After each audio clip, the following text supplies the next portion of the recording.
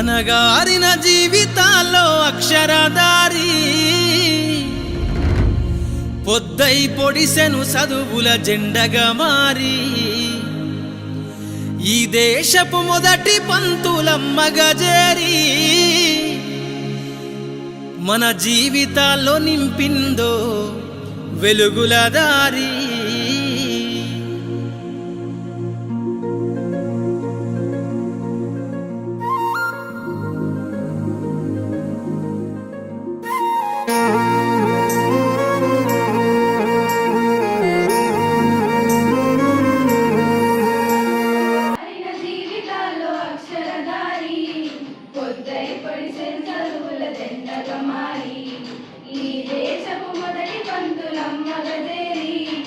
జీవితాల్లో నింపిందో వెలుగుల దారి.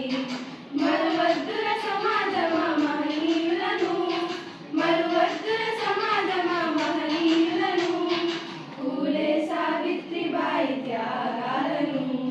అనగారిన జీవితాల్లో అక్షరదారి పొద్దై పొడిసెను చదువుల జెండగా మారి ఈ దేశపు మొదటి పంతులమ్మగా చేరి మన జీవితాల్లో నింపిందో వెలుగుల దారి. కట్టుబాట్లను ఎదిరించి అక్షర సమాజం ద్వారానే సమాజ అభివృద్ధి అనే ధ్యేయంతో మహిళా హక్కుల కోసం పోరాటం చేసిన నేను మీ సావిత్రిబాయి పూలేనండి. నాకు 1840లో అంటే నాకు 9 ఏళ్ల వయసులోనే 12 ఏళ్ల జ్యోతిరావు పూలే గారితో వివాహం జరిపించారు మా పెద్దవారు. అప్పట్లో మన భారతదేశంలో ప్రతి మహిళలాగానే నాకు చదువు అంటే ఏమిటో తెలియదు. నాకు పెళ్ళయ్యాక జ్యోతిరావు పూలే గారు బడికి వెళ్ళి చదువు నేర్చుకొని వచ్చి నాకు చదువు నేర్పించేవారు. పూణేలో గర్ల్స్ మోడర్న్ ఎడ్యుకేషన్ స్కూల్ని స్థాపించాం. అగ్రకులాల ఆడపిల్లలనైనా అణగారిన కులాల ఆడపిల్లలనైనా చేపట్టుకొని బడిలోకి తీసుకొచ్చి చదువు చదువు అనే 3 అక్షరాలు పరిచయం చేశాం.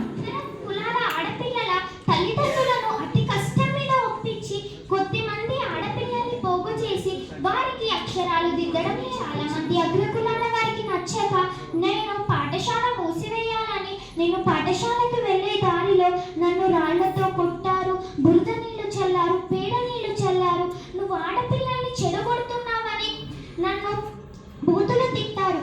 అయినా నేను అవన్నీ పట్టించుకోలేదు. నేను నా ప్రయత్నాన్ని ఎప్పుడూ ఆపలేదు. నా పట్టుదలను చూసిన కొంతమంది ప్రజల్లో మార్పు వచ్చి నన్ను గౌరవించడం మొదలుపెట్టారు. ఇల్లుని స్కూల్ లాగా డొనేట్ చేశారు, ఇంకొంతమంది పుస్తకాలు డొనేట్ చేశారు.